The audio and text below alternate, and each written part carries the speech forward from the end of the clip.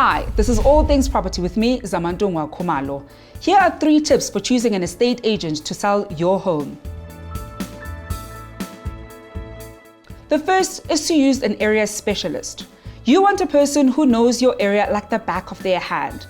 They'll be able to share with you data like how much your property should be priced for, because they will look at the other properties in the area and how much they are going for.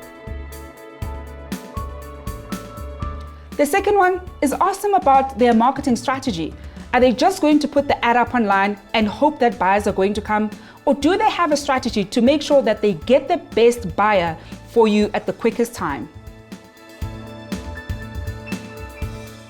The last one is to trust your gut. If it seems too good to be true, it probably is. Some estate agents might come with a very low commission fee, but might not put in all the work. So make sure if it starts feeling a bit strange, to maybe rather go with a different agent altogether. For more tips and advice on all things property, go to our blog on www.builders.co.za.